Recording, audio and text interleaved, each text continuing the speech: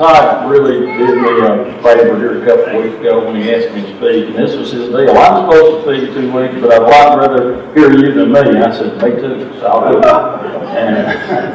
But anyway, I told him this morning, I said, I'd a lot rather me walk in the door, or you call me at 9 o'clock and said, I want you to preach this morning, because I've had 2 weeks to think about this, and that's way too long. And I've shared this with some of y'all before. Whenever I'm going to speak, NRA, wherever, church, I overthink it. Or even like nowadays, if I got to go somewhere early in the morning, I don't sleep all night. Man, I'm comfortable, you know. It's the time to get up, and I'm thinking. The reason my insomnia is I can't get my mind out of here. It's running in circles, but it's in gear. Anyway, don't know how this is going to turn out, but I did not really want to, I didn't realize it was Mother's Day. I want to say a little bit about mothers. Some good, some bad. One thing I've just got to mention here, Morgan was looking around down this house and he found this bulletin from April 12, 1998. It's about 22 years and 1 month ago. Obviously this was my mama's bulletin because she has some writing on it. Just one, a couple things. Robert Peake was the preacher. That morning, Matt Hallmark did the announcements. Robert Peake prayed. J.R. McConaughey. I don't know if y'all know some of these people. The communion was Charlie Smith, Elton Turley, Ronnie Deloney, Jesse Arnold. Closing prayer was Garland May. And Mama made some notes down here, and they're kind of small. And she wrote, elders are Eddie Bean and Mike Reese. The deacons are Rick Bell, Johnny Bowman, John Curtis, Ronnie Deloney, Bobby Floyd, and Johnny Johnson.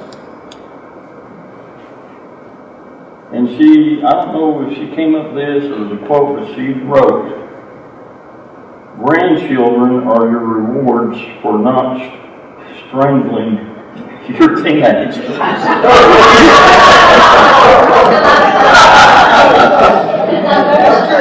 There's a lot of truth to that. I could have worded strangling, that's what it is, reward for not strangling your teenagers. Morgan's, this thing is in pretty good shape for 22 years old. I think he said he's going to frame it, so I'm going to put that in a safe spot here. We'll say a little bit more about mothers and move on. Before I talk about humans, I'm going to talk about cows. I kind of relate everything, those of you that know me, the horses, cows, goats, something. And there's a lot of similarities and there's a lot of differences. And I think the same thing in the Bible. A lot of times we, especially as men, maybe want to think ourselves as a father, you know, how we want our sons or our children to do, well, the same way God. Some of that's true, some of it's not. But mother-wise, go out there in the cow herd, and boy, I've had a new one there about a week and a half ago. And if you were brave enough to get out and see if it was a bull or a heifer, you know, you see these people riding bulls in the rodeo, that ain't nothing. You try to check a baby calf on some of these mamas, it is a bad thing.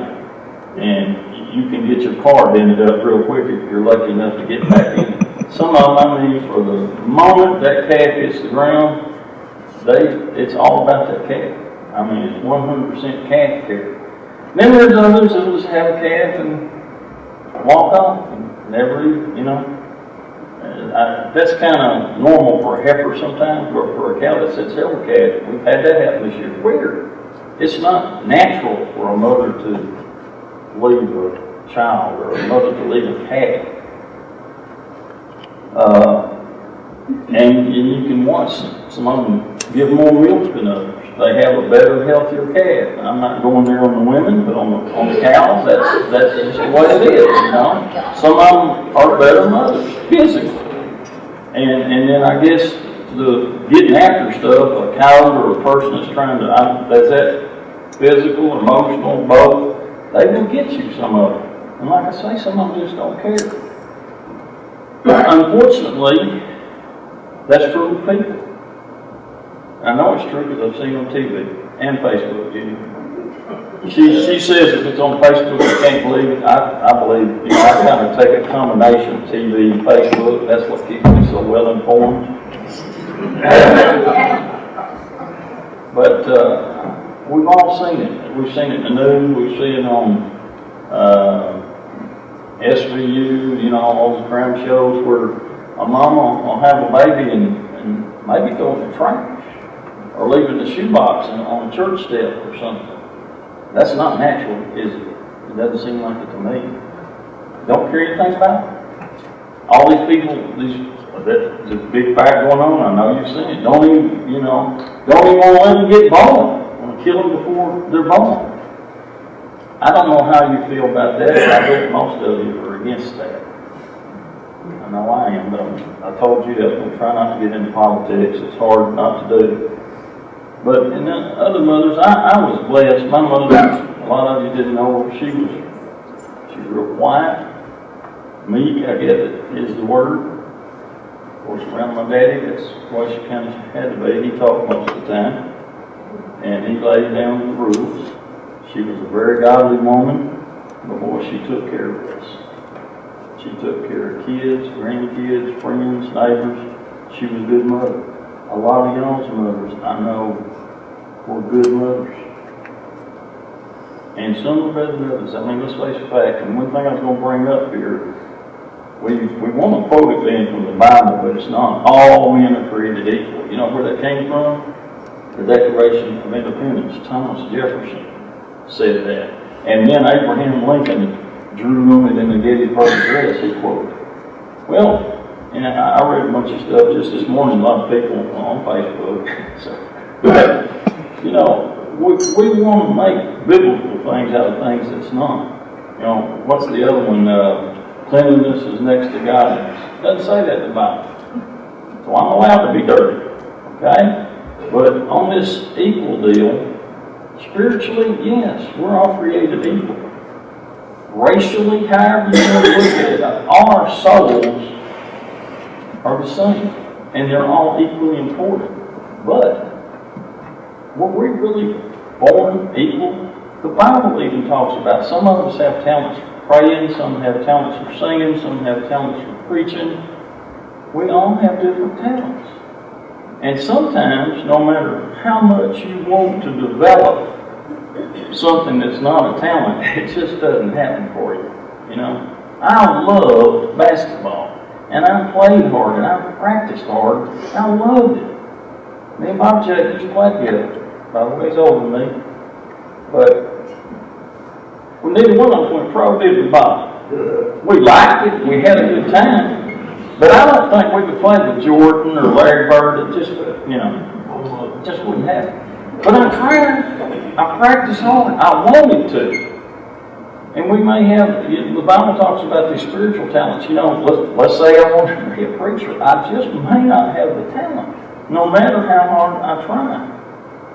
I can remember a brother here, and some of y'all, I'm not going to mention his name, he could not sing. He just could not sing. It was horrible, but he had a heart for it. He loved it. He wanted to do it. He volunteered. We went to nursing homes and sang. He sang worse than me. I mean, it was bad. But hey, to God, it was good. But he was trying to develop a talent he just didn't have. It's kind of like being an artist, okay? You ought to see my stick men and stick women. They're pretty good. That's about as good as it gets, okay? Just don't have that in me. But be thankful. Another confession I got to make for a long time. My mama died in 2003, 5 years after this bulletin. Y'all may not even know this. I didn't come to church on Mother's Day for years. I could not stand. When your mama's here sitting next to you, or know you're fixing to go see her this afternoon, that's it. Enjoy that. Embrace it. Mother's Day is totally different when your mama's gone. I mean, I think of my mama and my daddy every day. My brothers, everybody that's going on. We quote people that we love all the time. Friends, loved ones. But it just hurt me. I was afraid my allergies were going to get me doing it. So far, I'm good. But I miss Mama every day, not just on Mother's Day. But if you do still have your mother, cherish her. Tell them how much you love her. Because it was really hard for me for many, many years. Another thing I want to mention, y'all didn't know it, but y'all didn't think I was a preacher, did you? I am. I'm a retired preacher. I retired about 45 years ago. I'll share a little story with you. It's a sad story, but maybe it's one that we can learn something from. When I was 17, 18, 19, 20, about like Justin Lillard, I remember him preaching. I'll never forget he came to Benlone and preached on how married couples should treat each other. He was about 18. I'm thinking, what does this kid know about marriage, you know? How to raise your children and all that. Well, anyway, I got to doing some preaching around here, Benlone, Saratoga, Nathan, different places, and I don't know why, but some guy from Foreman called me and wanted to come preach. First thing I said, how many people? Oh, not any. We're real small. I said, well, that's good, because I said, I've never been anywhere big. Don't want to preach anywhere big. I got down there that morning, there was about 100 people there. Man, I'm just, you know, I was stuttering. I was scared to death. There was people as far as you could see back there. You know, it was a big crowd. Well, anyway, I had my lesson down pretty good. I almost had it memorized because just one particular one. And I had to be careful to go slower. I'd be done in 5 minutes because, I really knew it well. Well, during the sermon, I made the comparison. I said, the only difference between us in here this morning and the people out there in bass boats or turkey hunting or gambling or whatever we're doing, I said, we're all sinners, but we're saved sinners. That's the only difference. I still like that expression. We still sin, don't we? I know we're covered in the blood of Jesus, and it has to recover us every day because we're still going to mess up. But once you are something, I don't teach anymore, but I'm a teacher. That's what I want. I can change my name legally, but I'll still be a Jones. Okay? If you're a veteran, you can't be an unveteran. You're going to always be a veteran. Got a good friend who's an alcoholic. He hadn't had a drink in 30 years. But he'll tell you, I was, but I am an alcoholic. It's one day at a time. I am a sinner. Anyway, I got through my lesson. Boy, I felt good. I made it through this 100 people scenario. Sit down over there, and this old elder gets up. I'm sure he's gone somewhere a long time ago. And, I thought he was going to say, well, good lesson, boy. I had to go back that night, too. That was something else. Usually it was Sunday morning. This deal was a Sunday morning, Sunday night, and I was already dreading that. And he points at me and he says, son, I want you to know you're wrong. He says, we are not sinners. After that, I was under the chair looking out, he called me out in front of everybody. I'm 19 or 20. I'm not 64 or 5. Nowadays, I would have probably got into it with him. I said, well, what do you do with Romans 3:23? It says, we've all sinned and fallen short of the glory of God. I got some ammo. I didn't have any ammo. My bag was empty. I had done my sermon. I didn't have any more ammo. But right there in front of everybody, he crushed my hopes. And that's not just totally, it's some of my stuff too. But my daddy, all my life, when I was a little son, I want you to be a preacher. You need to be a preacher. And I'm not a being. I don't mind talking in front of people. But then that guy just crushed my dreams. I did not want to preach anymore after that. And then having a degree in education and working with kids, you don't call out people in public. If Eddie's doing something terrible, as an elder, as a person, as a fisherman, I'm not going to call him out from here. I'm gonna say, Eddie, we need to talk, let's go out back here, you know. That man should have put his arm around me after church and said, son, I disagree with you. But he really hurt me. Did we ever treat other people like that? Think about it. 45 years ago, that man's simple statement, you're wrong, has affected my whole life. I don't know if I'd have been a great preacher. Still might not have been a preacher.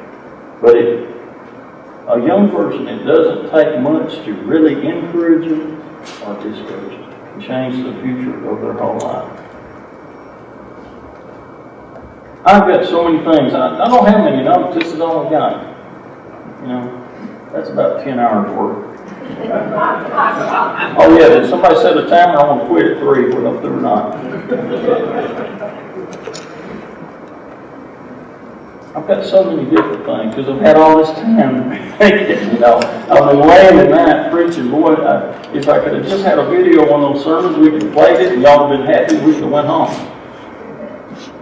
I'm really good at night in my bed, I really am. I don't ever say the wrong word and stutter and forget one of them. That's the only reason I got these notes. I did not want to use any notes, but I thought, I'm going to get up there and go blank like I do every day when I'm talking. I'm losing my mind. I got up to read some more stuff this morning and was trying to find the book of Acts. I looked through the Old Testament 2 or 3 times. You know they've moved that to the New Testament since yesterday? I just happened to flip on, oh man, I forgot about the New Testament. I've seen Obadiah, Jeremiah, and all these folks. What is Acts? I'm bad at people, I really am. And I'm bad at getting that thing with it. I am losing my mind. But I think we all are. Some of us just a faster pace than others. There's so much that I can't remember, short term, long term. When my buddies come up to me now and start telling a hunt story, fishing story, and say, you remember? Oh yeah. I don't remember that. Is that a lie? Maybe I remember a little. No, I'm trying to. But I want to know if I was, y'all are going to laugh. I guess I want to know if I'm strange. Weird. You know, I'm always making the comment to Jen, that guy's weird. You know, she's weird. She says, you think everybody's weird if they're not just like you. That means everybody's weird because nobody's like me. But y'all ever do that? You think somebody's little, you know, they walk to the beat of a different drummer? Maybe it's a banjo, it ain't even a drum. But I've always wondered, because I have shared a few things with you in the past, if my thinking is weird. I'm going to ask you a question or two, and I want you to really think, and here's my take on a good preacher, or especially a teacher. If I can make you dig deep, Loyal Lights and Robert Coates used to use the example about fishing lures, and some of us are just top waters, and we never get to the surface.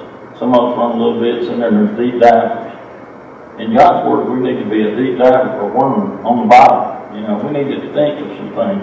Some of them we don't have answers to. One of my questions, and I want to show hands here, and I want you to be honest. How many of you in here, at some point in your life, and mine as many times, have ever, I want you to raise your hand if you have ever thought, what if I'd never been born? I see a couple that's honest, 3, 4. Honesty's going up here. Well, what's the answer to that? I don't have an answer. Would I go to heaven? Or would I just automatically be in heaven? Or they just wouldn't have been a Paul Jones? Or if you get to thinking about that, you can spend a lot of hours on that one question. What if I'd never been born? What if I married somebody else but Miss Judy? Well, she'd have been devastated. I probably wouldn't have Justin and Jill and most of them, Mandy, you know, and the grandkids that I can't remember their names. It's that bad. They'll come up the house, I can't remember their names sometimes. The grandkids, I usually remember the kids. Isn't that bad? That's true. You know, what if I hadn't married who I did? What if we had to stay together for 44, what is it, 40? I can't see you. What's this spotlight doing? Was it 44? November? We might. Yes. I'm thinking about leaving. I ain't told her yet. So keep it under your head. But what if I hadn't married her? Things have been a lot different. She's been my conscience a lot of times. She tells me to remember who I am. Don't forget who you are. Don't go out there and do that guy what you want to do. Don't say to him what you want to say. You're a child of God. What if I hadn't had any children? Any grandchildren? I'd have a lot more money. But I don't think that'd make me happy. What if I hadn't finished high school? What if I had chose a different vocation? What if I'd run around with different people from what I did when I was young? That's a biggie right there. I used to have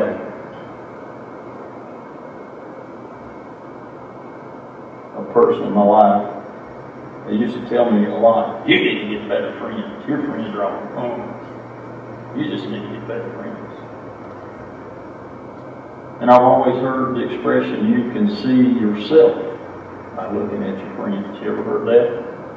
We tend to hang around with people that have common values, morals. Hadn't heard those words in a long time, have you? Morals. You don't ever hear politicians talking about morality.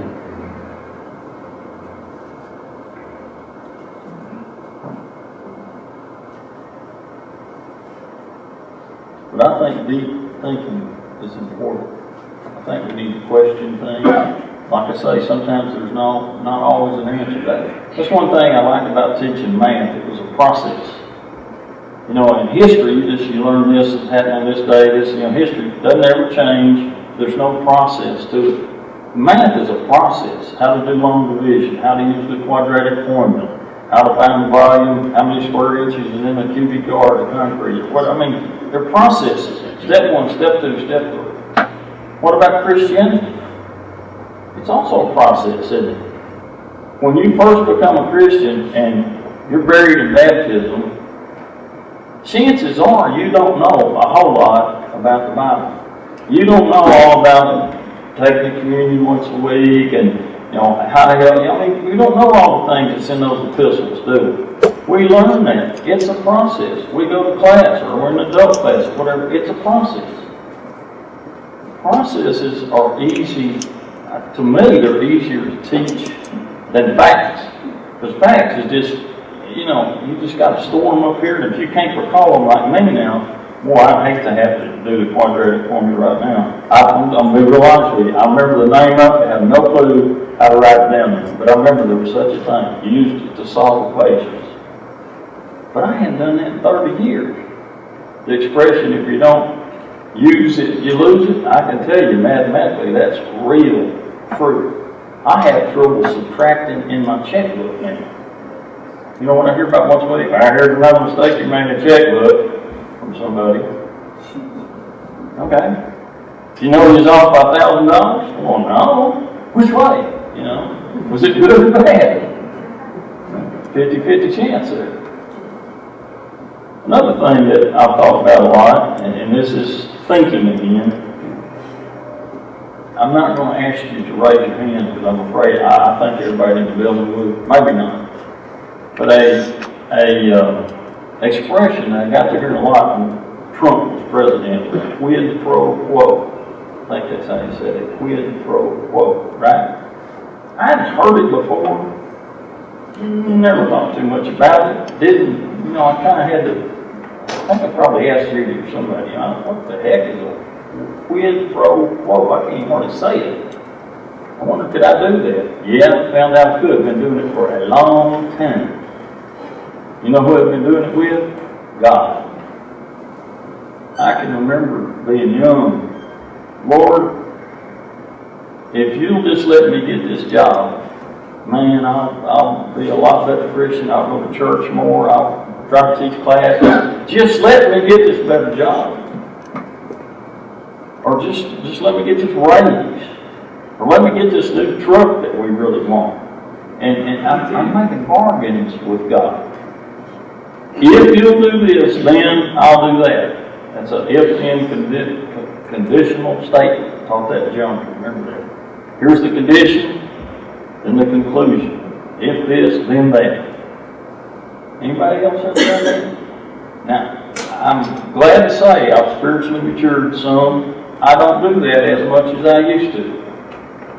But it does cross my mind occasionally. Somebody's bad sick. Oh, Lord, if you'll just heal them, if you'll give them comfort, if you'll intervene, do what you can do, Lord, and man, I'll be the best Christian you've ever seen. Am I the only one?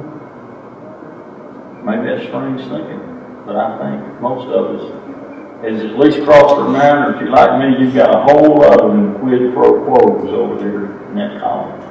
Where you made a deal with God, and did he make the deal with you? Did he answer your bargain? Sometimes. But you know, a lot of times when God says no, we think he didn't answer it. No. Remember that, I think it was a country song a few years ago, some of God's greatest gifts are unanswered prayers. Maybe God says no sometime, and it really worked out a lot better for you, because, you know, you look back 20 years and you think, well, boy, I'm glad I didn't get the job, or I'm glad I didn't marry that old gal. You relate to that? I see you shaking your head. Johnny must have taken up on thank goodness he didn't marry that old gal. Johnny's just being honest. The rest of y'all trying to be real quiet and not move your head. I see. We've all got things that we regret, that we wish we'd have done better. We've all got things in, we look back and we say, well, the Lord was watching over me. It's a good thing I didn't get that 500 horsepower race car. I'd probably be dead. It's a good thing that I didn't be a professional bull rider.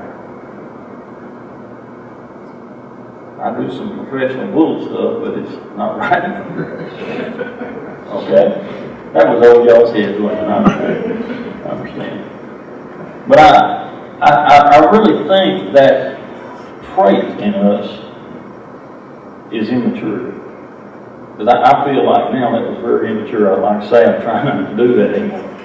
Not saying I'm wrong, because if things got tight, I might. But I used to do that a lot when I was young. I would make a bargain with God. You know, if I go too long, I can't see the clock here. I don't trust my watch. Got a lot more things that I'd like to say. But I'm going to kind of end on another little, and I didn't tell you the name of my lesson, did I?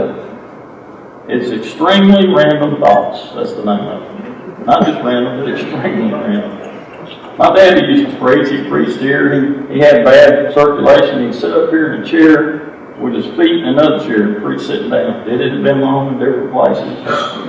And he got to be so long-winded, they quit asking him to preach. And then he started preaching in his prayers.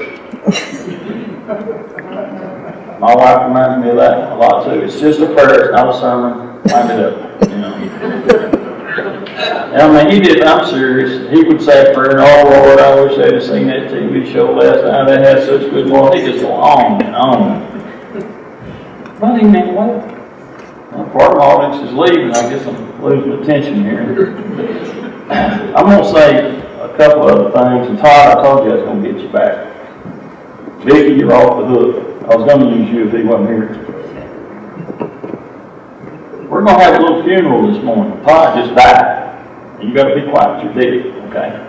I was going to get him to be more realistic to lay on the communion table. I was really going to get you to do that. And, you know, I told him to bring a pillow because that thing's hard.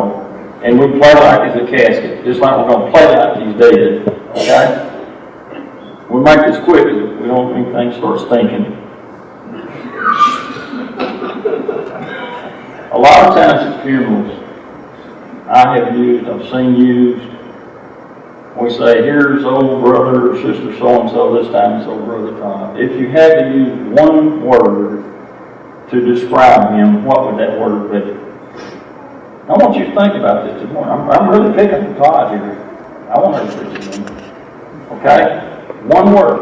If he was laying here dead, what's the one word? Or maybe one phrase.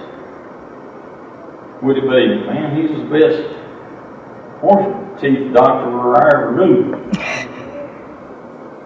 Yeah, I remember the day he came here, he was talking to me and Charlie. What do you do? I'm a horse dentist. I said, I'm like this guy, he's funny. So what do you really do? I'm a horse dentist. So he had to really do some explaining there because I didn't believe it for a while. I mean, who else ever introduced himself as a horse dentist, okay? But what if that was all he was remembered for? You wouldn't be happy with that. You can't answer. But that wouldn't be a good thing to be remembered for, would it? I remember Mama one time was talking about don't say bad stuff about anybody, and she said at the funeral one time, somebody said all they could say good about it, he sure could whistle good. Well, man, if that's all you can say good, something's wrong. Now, the words I'm thinking about here is what word? I forget. I know at Jerry Green's funeral, I asked that. And the word, or one of the words, the main word I thought about Jerry was strength. Man, how he endured losing 2 sons over the years in car accidents. And his law enforcement career, dealing with bad people, life and death situations. That man was strong. And I mean it as strong physically. He was a big man, but he had to be pretty strong emotionally to handle that. And spiritually. Usually we think in physical terms as, maybe good ball player. If we were looking at Larry Bird here, it was, oh man, he was a great ball player. That's what I mean. What about spiritually? What if we had to say one word about Todd, or about me, whoever is laying in this casket up here? What one word spiritually? Sometimes we might use an adjective instead of faithful, great faith, But I mean, one little phrase. Man, somebody needed help. He was always there. Or when somebody needed help, he was never there. We can be negative. That's the point I'm trying to make. If I died today, how would I be remembered? Is that important? Well, not really, because it's what God thinks that's important, is it? But let's just say, Todd has done many wonderful works, cast out devils in God's name, fed the hungry, all these things. Is that going to get you to heaven? No. We think about that a lot of times like it is. What's going to get you to heaven? Jesus' blood, and that's it. All these many wonderful works are not going to get us to heaven. I don't know how you can say it. I guess it'll help. Well, I mean, that's why do we do these wonderful works? Why are we feeding the hungry and visiting the sick and the widows and the orphans and the sick? Why do we do that? Well, we're commanded to. Yeah. But do we only do it because we're commanded to? That's the deal with the old law in the Old Testament. It was do this, do this, do this. Don't do this on a certain day. Don't ever do this. They had very stringent rules and regulations. And sometimes we want to make it that way. Man, I've done this, I've done that. But what I've done is nothing. What Jesus did is everything.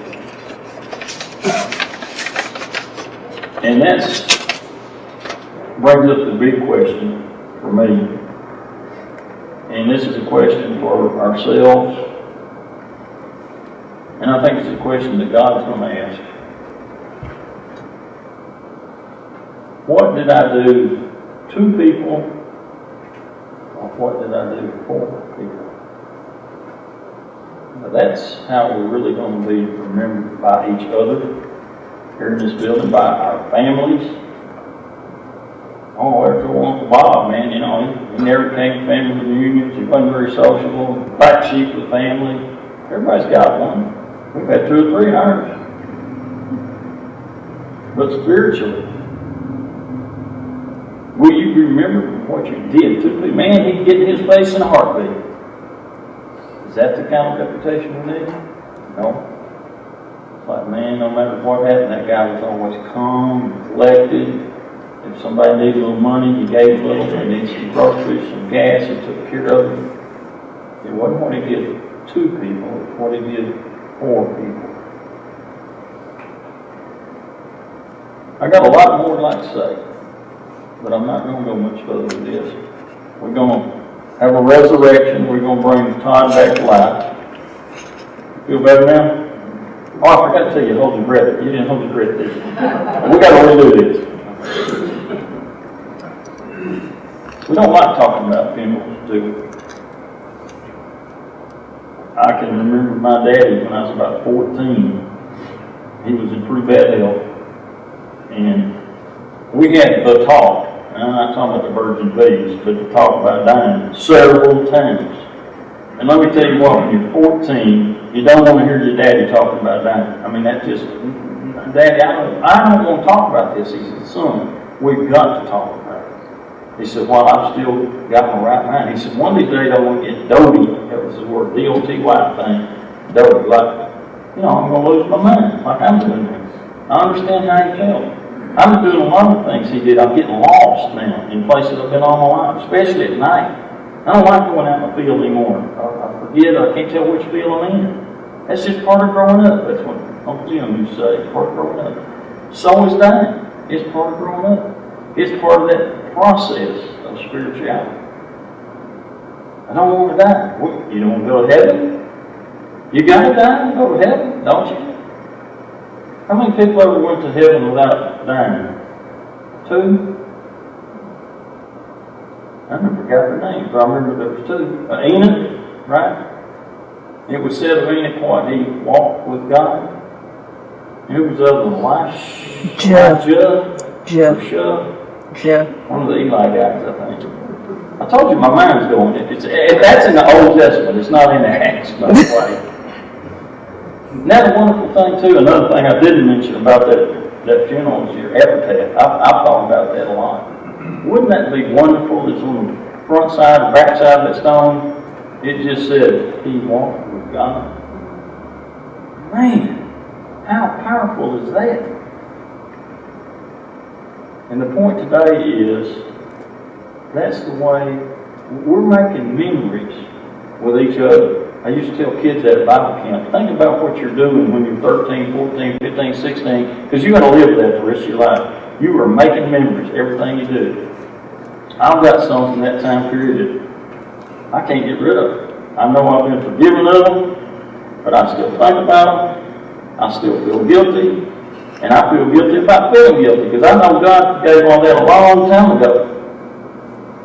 And most things, like math and stuff, I can't remember, but I remember those things I did to people. I egged somebody's house one time. Yeah. You don't have the trouble with that, do you? Toilet paper. I mean, I've done all that kind of stuff. And egging now pretty serious. When you get egg on stuff and paint on cars, it's expensive.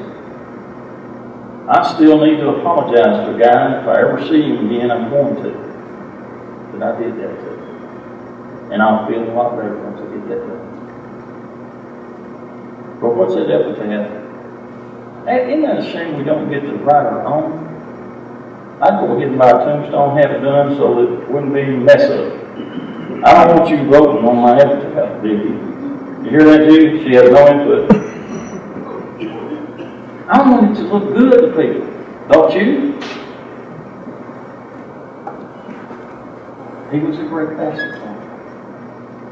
Man, I don't care anything about that. He was a fantastic shotgun shot. I don't care anything about that.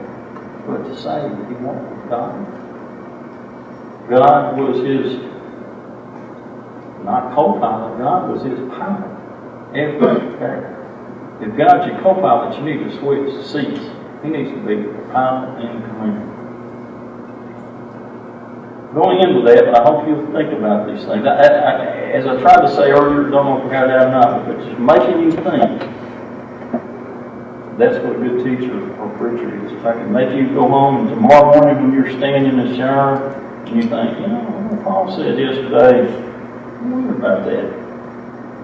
I may need to get my Bible out and look into that a little bit deeper. Then I will have accomplished what I wanted to. If this morning you are not happy with where you are, and if you had to be the one in that casket tonight, in the morning, sometime this week, on the way home from church today, would you be, or are you happy with your life the way it is right now? Now remember, you can't work your way to heaven. You do that stuff because you want to. God put that love in us that to pass it on. I don't want to be doing this stuff because I feel like I have to.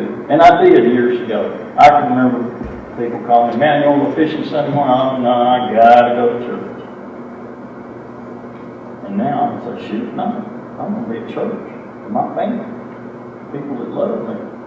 People that can look over all my idiosyncrasies. Put that up. People that can, there's a dead man laughing.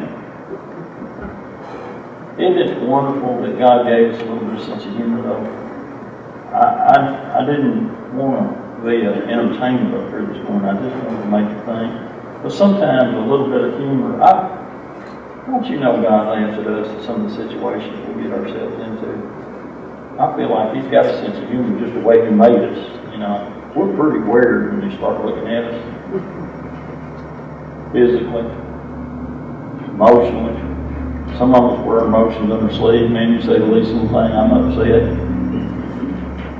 But if you've got somebody in the back of your mind that you need to forgive, that you need to have a real serious talk with, I had to talk with a guy here, Stephen. I thought it was going to be, I kind of left kind of half mad. It was going to be one of these come to Jesus meetings. But man, it turned out great. I was expecting the worst and got the best. Judy says that I'm a pessimist. I say I'm a realist. I expect the worst, and then if it comes out bad, I'm prepared. If it comes out good, I'm happy. I was expecting the worst yesterday. I left happy because it came out good. But if you've got somebody you need to talk to, get it done. Don't wait. I got to get it done with that one man I was telling you about. We're both getting older. I got to get that done. If you need to share Jesus, what about somebody you've worked with 10 years, or you've known, and you've never talked about Jesus? How does that happen? I try to make it every day, somehow or another, turn the conversation, let's mention Jesus. Let's have a prayer before we eat. Let's do something spiritual to get them thinking, well, this guy's interested in this. I need to check this out. I don't know how people sleep at night that don't have Jesus in their life. I really don't. I mean, if you have no hope after you're in that casket down here, how do you sleep at night? I was going to actually try to rent a casket for this. They don't rent them. Nobody wants to buy a second-hand casket. And you know what about death? Ain't no second-hand. Death is fine. Trade that back in. It's kind of like the end of the race. Once you break the ribbon or whatever, it's over. You don't get to rerun it. And I'm not talking about necessarily doing this morning, but I'm talking about our minds, the way we think. Do I think weird? Y'all can let me know personally about that later. I've always felt maybe I had weird feelings because I think real deep about these things, and it can be a small thing, and the longer you think on it, the bigger it is. But this morning, if you're not right with somebody, the Bible tells us what to do. Go to them, talk to them. You need to get that done. If you're not right with God, you need to get that done this morning. Don't go home without it. If you don't have a relationship at all with God, don't go home without it. Because we're all going to be in that box one of these days. And what Jesus did for us is going to let us come out of that box. The lesson's yours.